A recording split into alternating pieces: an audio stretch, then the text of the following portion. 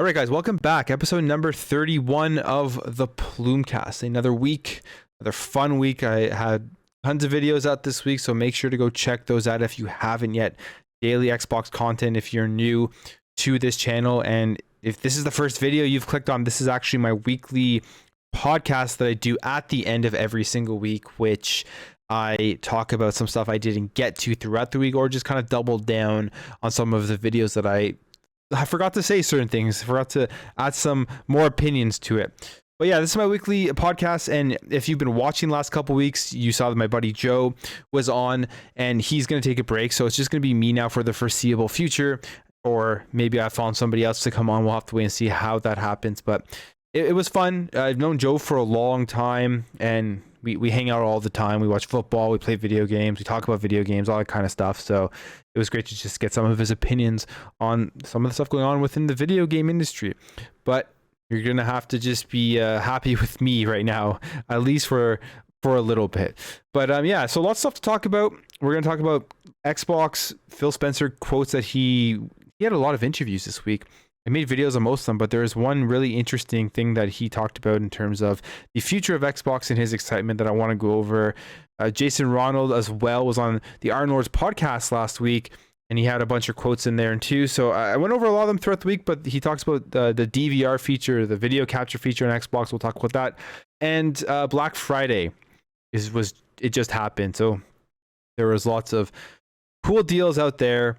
And the Xbox Series S has done very, very well. But before we get into all of that stuff, if you're new here, or if you're not, as you guys know, I drink a beer on every single Plumecast. And this week's beer is a 7% beer, and it is a smoothie sour beer with passion fruit and mango, and it's from Muskoka Brewery. I've had this beer multiple times already. I picked up a bunch when I went to that brewery last month, and I love it. I don't know. I love sour. I love sour candies. I love pretty much just anything sour. So this beer, I had never had a beer this sour before, but it really just it hits the spot. You can kind of sip on it slowly. And then it has that 7% if you are looking to have a fun, relaxing night with a stronger beer. But as always, let me know what you guys are drinking in the comments below and give me some suggestions, and I will take a look out for those. I know the last couple of weeks have all been beers from the Muskoka, Ontario area, because when I was there, I just went to all these breweries and I just bought a ton of beer. My fridge is now slowly starting to empty out with them, and I'll have to head out to the beer store, the liquor store sometime soon to refill all that. So that's the beer. In terms of what I've been playing this week, I'm sure you guys have already guessed it. It's been Halo Infinite, Halo Infinite, Halo Infinite. And man, do I love Halo Infinite. It is so damn fun. It is so fun. Like, I can't stop thinking about playing the game. I just recently finished all my weeklies.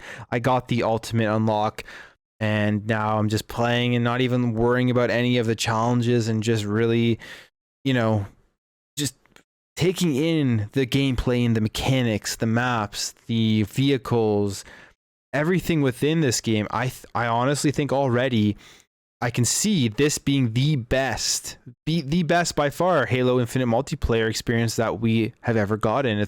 If they do it properly in terms of the content that they are going to continue to add, and in terms of the events and the playlists and more maps and all that kind of stuff that comes with keeping a multiplayer game alive. And I mean, when it comes to the overall multiplayer, the biggest issue right now for most people is the progression and the battle pass. For the majority of people out there, they think that the gameplay is awesome. They just want more stuff when it comes to the progression and battle pass. And I don't know, I agree. I'm going to put it like this. When I didn't really think that the progression and the challenges and all that kind of stuff was bad, like that bad, honestly. And I know I love Halo. It's my favorite franchise. So I guess you could consider me a Halo fanboy, but I will definitely, if I think something is really terrible, like, criticize it.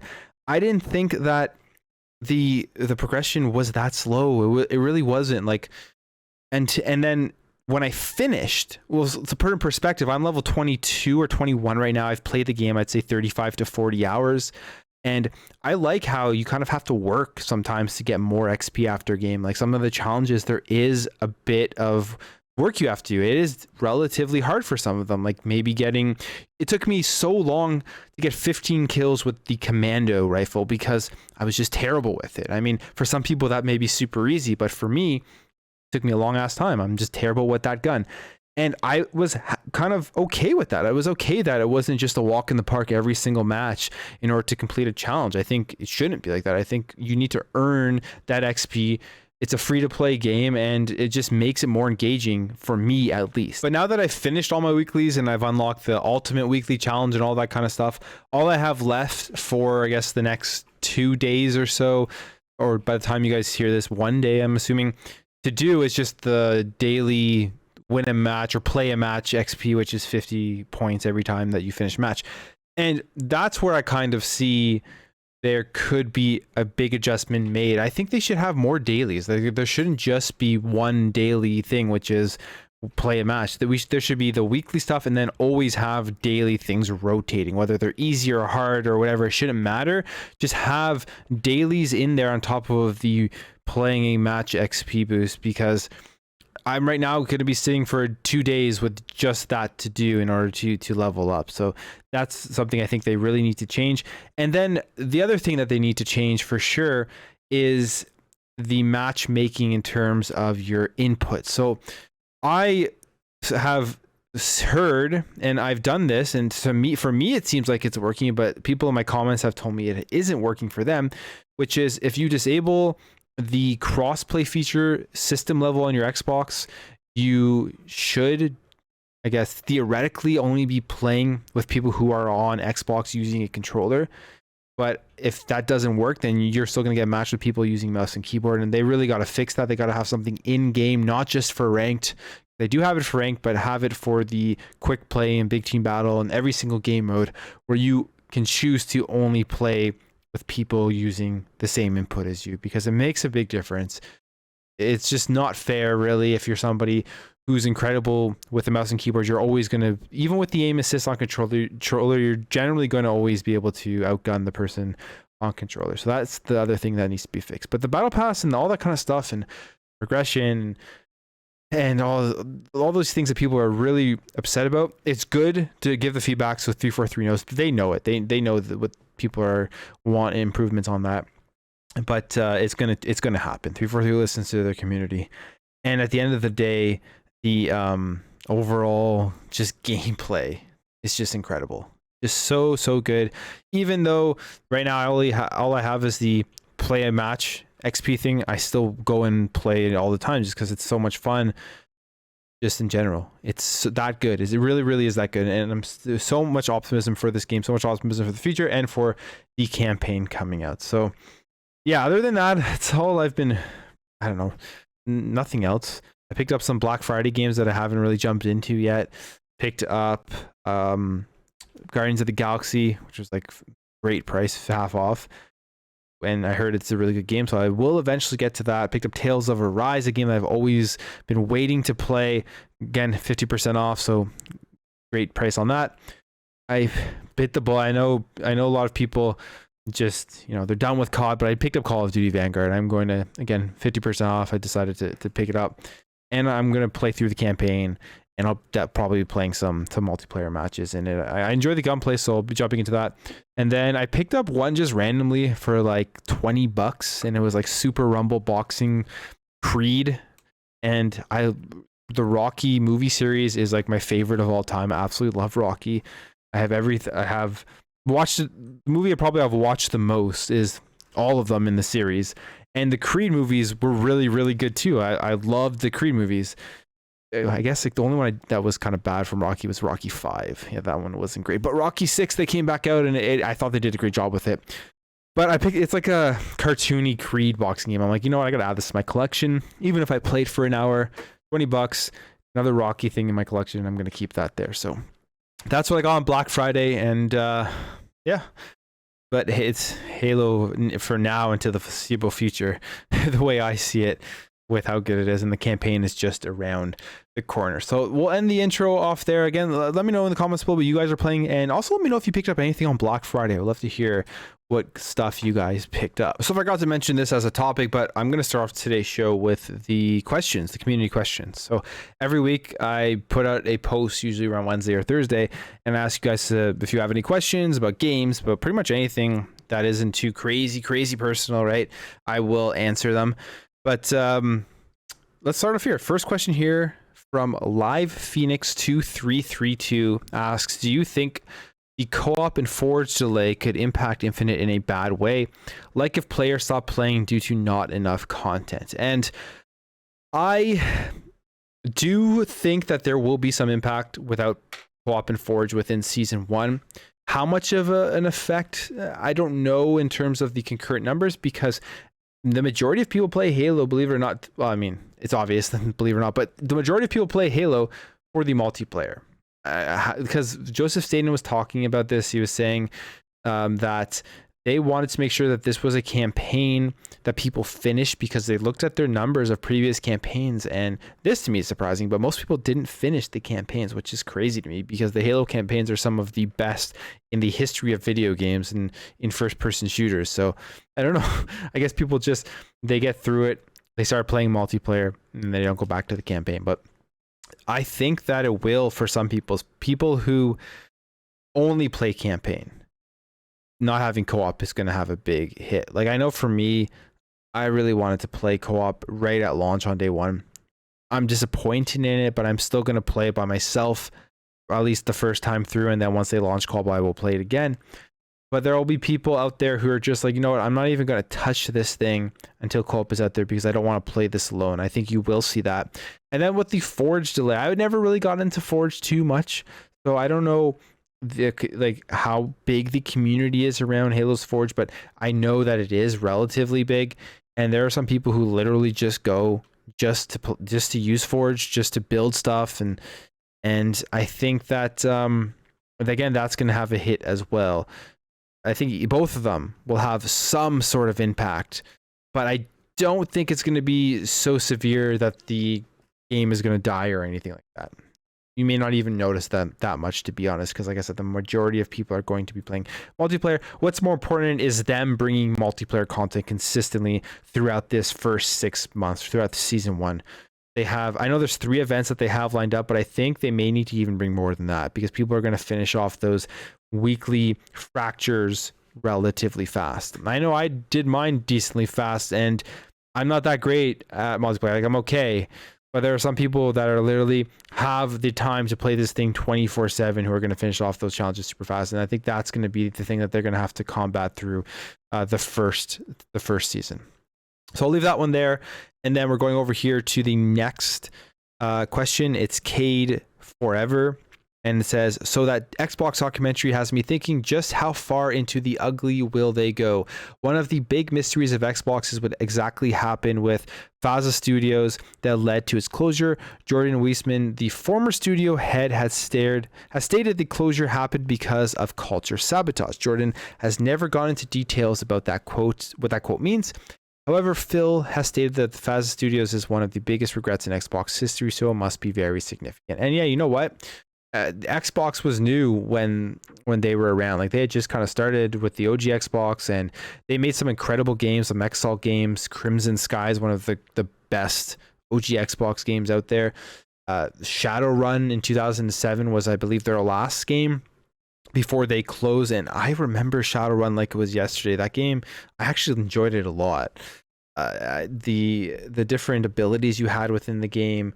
And it was, the problem with that game was just there was not enough like content. It was just the multiplayer shooter, and I guess they were charging full price for it. But I remember playing and having a lot of fun with Shadowrun for a decent amount of time.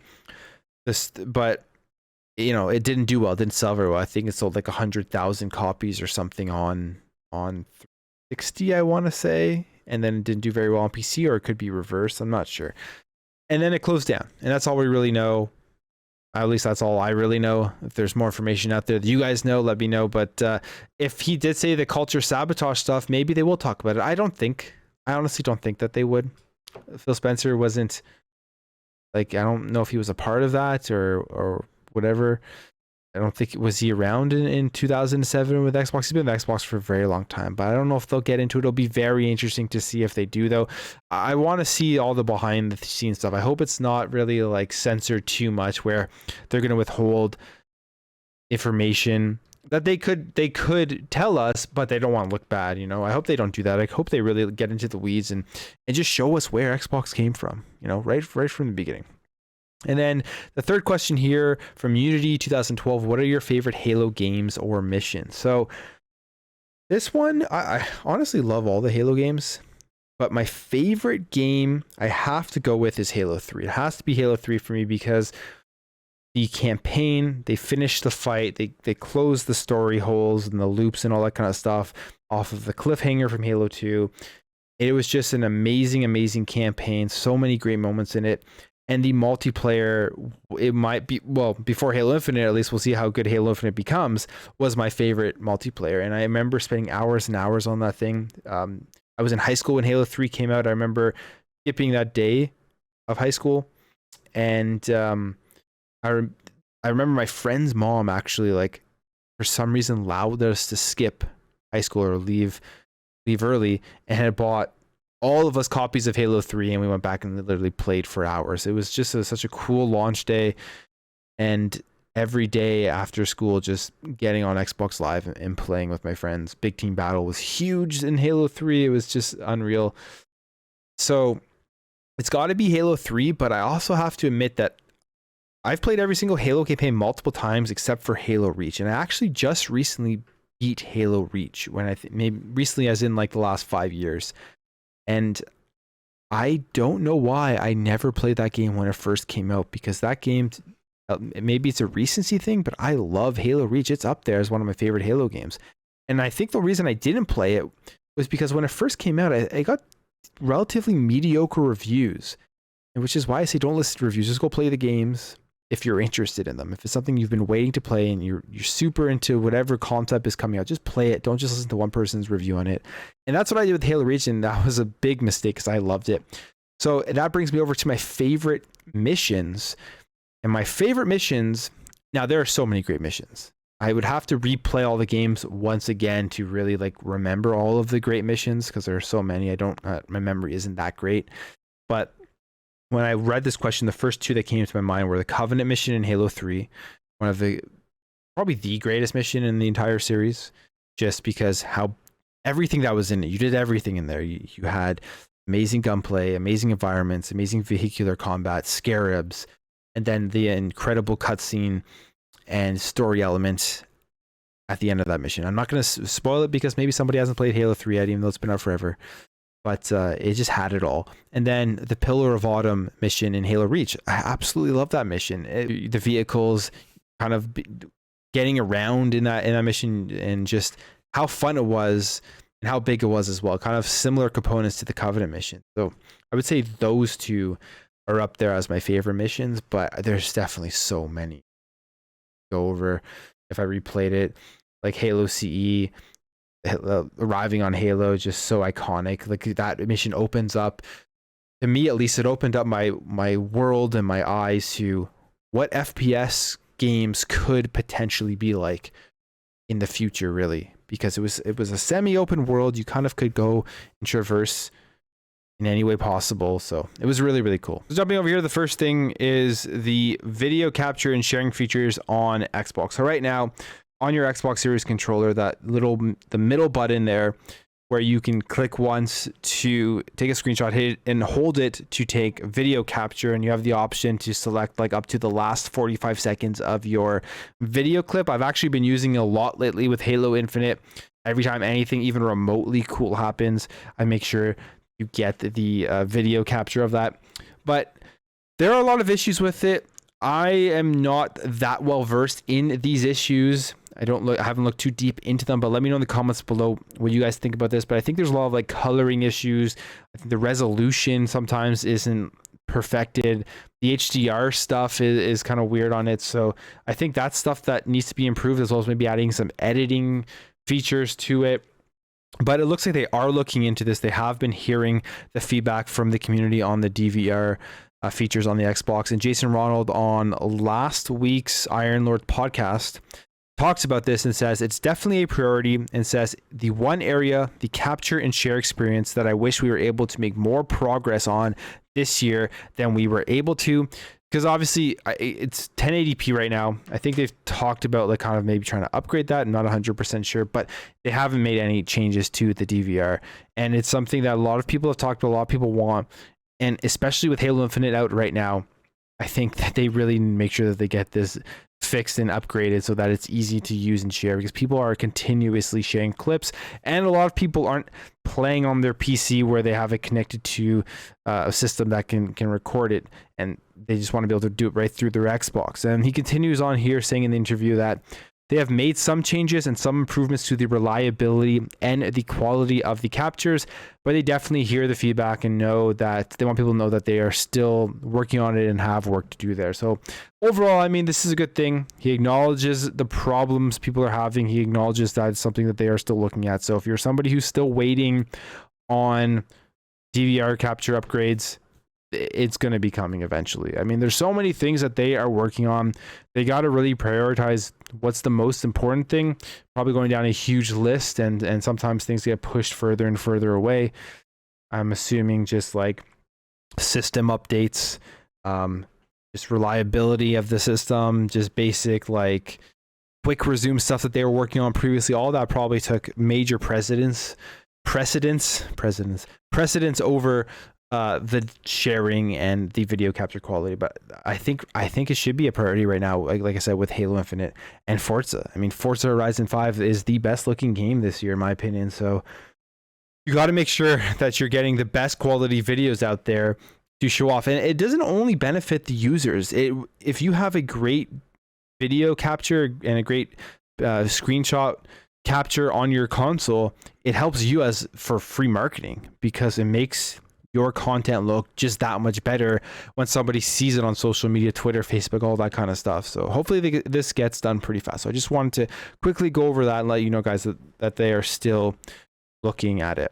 Then we'll jump over here to Phil Spencer, and he had a bunch of quotes this week. I think he did a bunch of interviews, but this is one that I didn't talk about, and I think it's pretty interesting, and it's about the pipeline of Xbox, their content and all that kind of stuff, and the future, and the new ideas that eventually will be coming out from Xbox. So we know right now, like, there's so much content to come. We haven't even seen the beginning, really the bulk of it. We've seen Forza Horizon 5 and Halo Infinite, both outstanding, and it's their first real first party exclusives to be released on the Xbox Series X and S. So if you think about, those are well-established studios within Xbox. They're well-established teams and IPs and franchises, and they knocked it out of the park. You can't even all of the arguments that they're Xbox games that there aren't quality.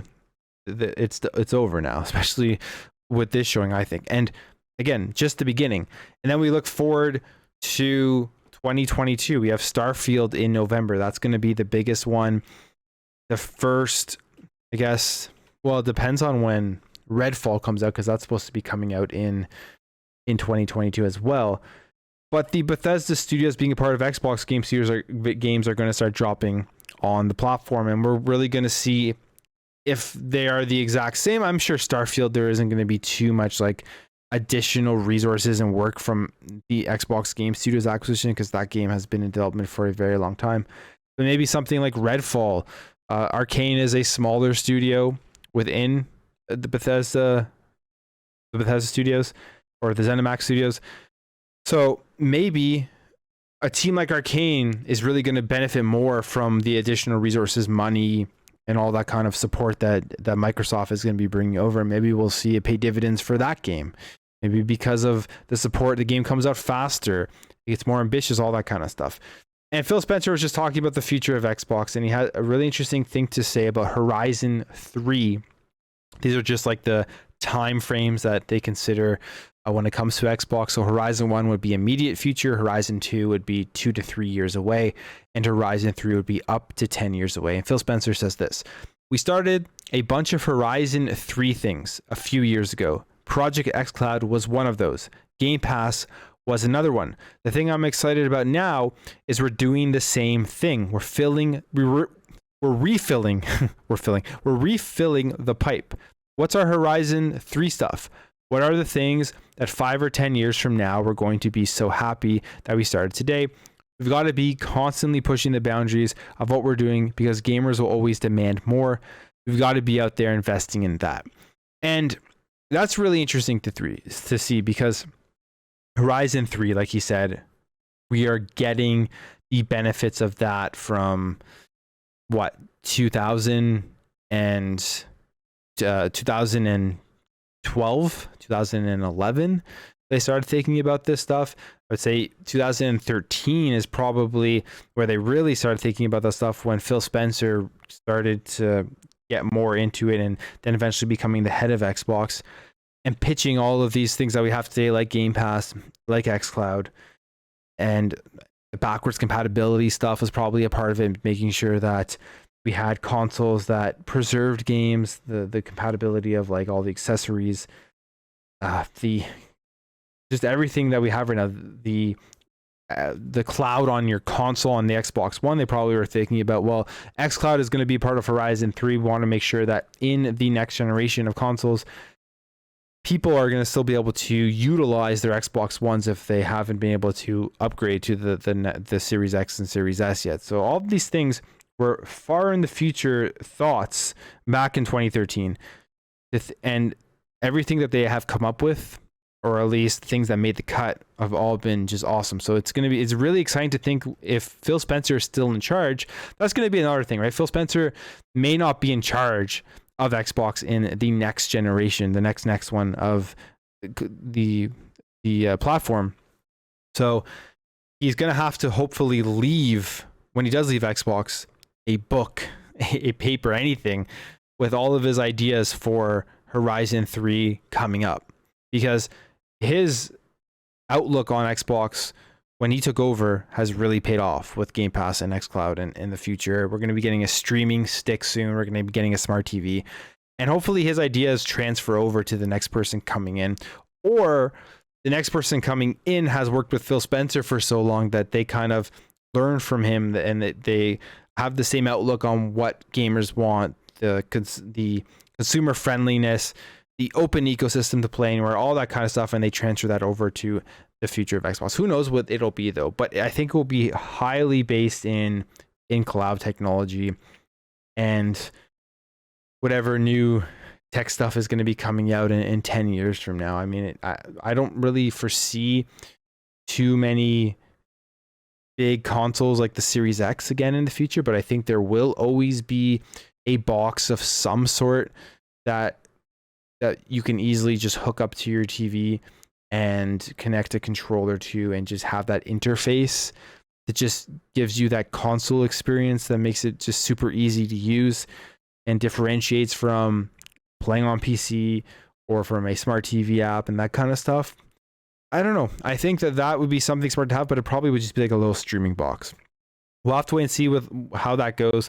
But what they've done right now with xCloud and with Game Pass will set it up very well for the future. And just the big difference when you think about the ease of consoles, people always think like that they're releasing games on PC that was going to kill the console. That obviously didn't happen. In fact, it boosted the consoles. It boosted the Series X and S, releasing the first party games on PC as well.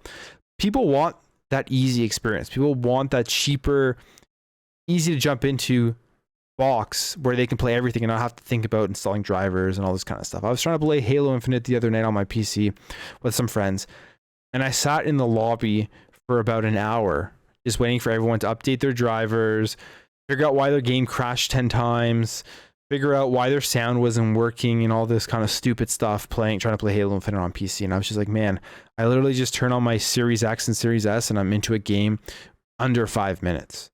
And that's something that I don't think PC will ever replace, at least in the near future. And that's a big selling point for consoles for a lot of people. So I think there will always be some sort of easy to access box like that, but how much hardware will be in that box, that's only the future can tell. So they're thinking about Horizon 3.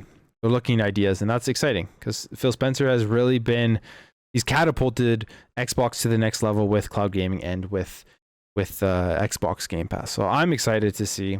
I can't think about 10 years from now. I'll be a very old gamer then, but still will probably be playing games all the time.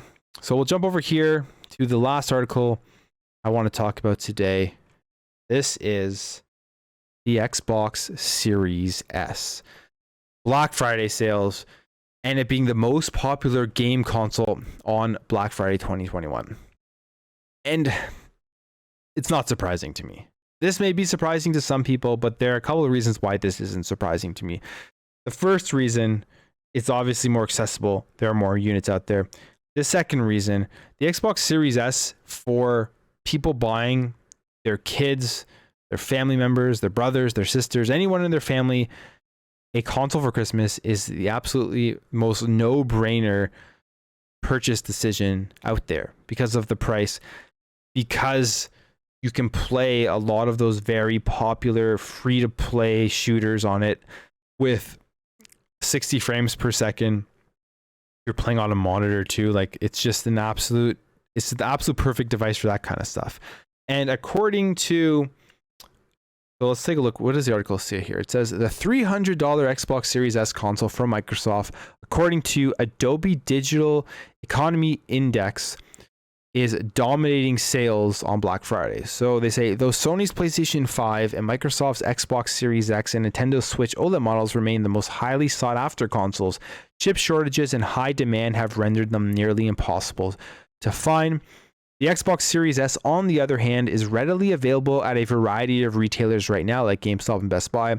Among the over 1 trillion visits to US retail stores measured by Adobe, the Xbox Series S was among the top selling item thus far for Black Friday 2021.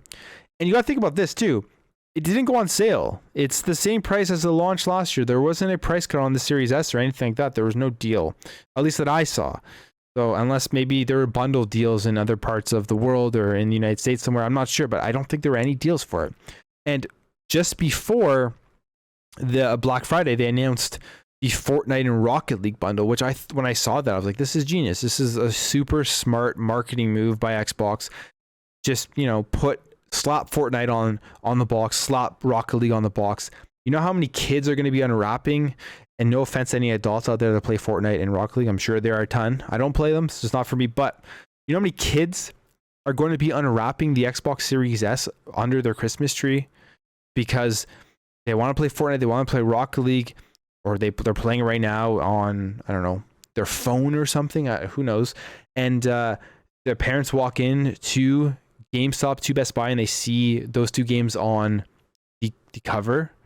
Or the box. I mean, it's a no-brainer, especially with the price of $300 for a lot of people. It's a lot of money, but for a lot of people, $299 for a brand new console is just such a price you can't ignore. You just can't.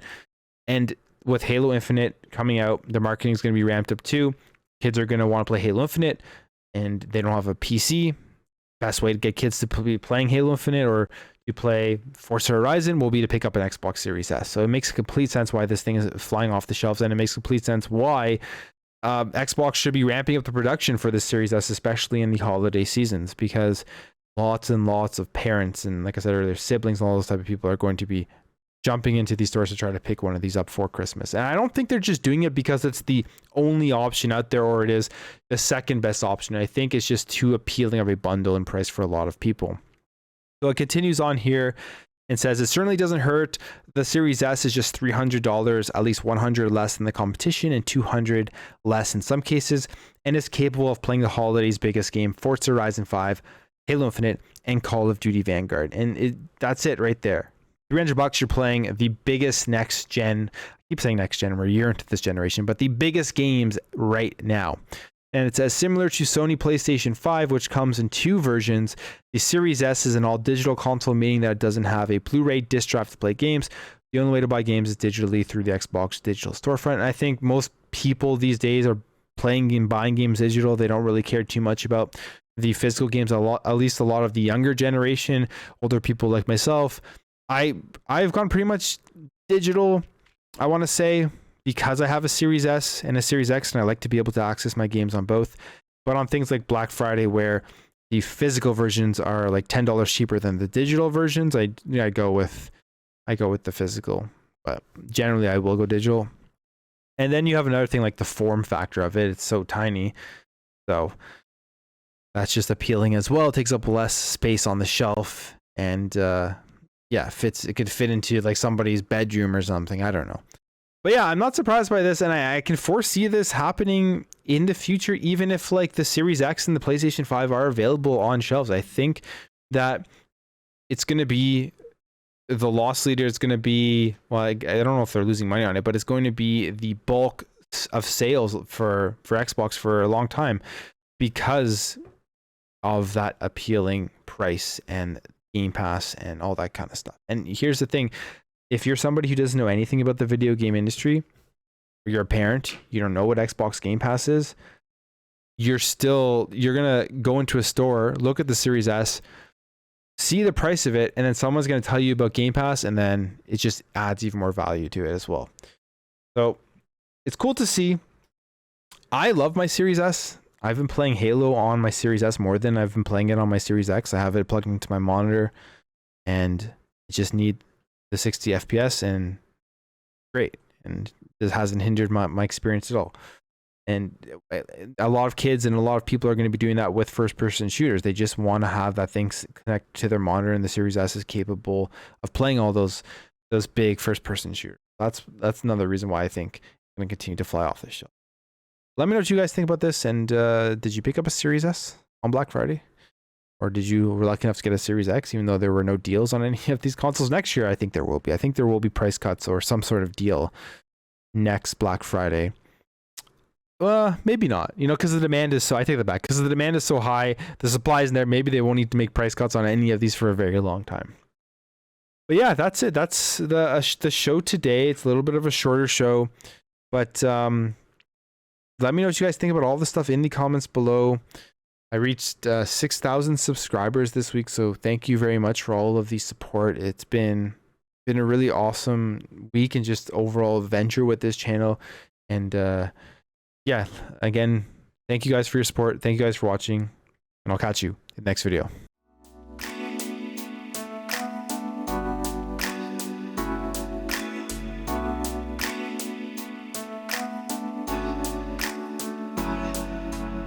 We'll be right back.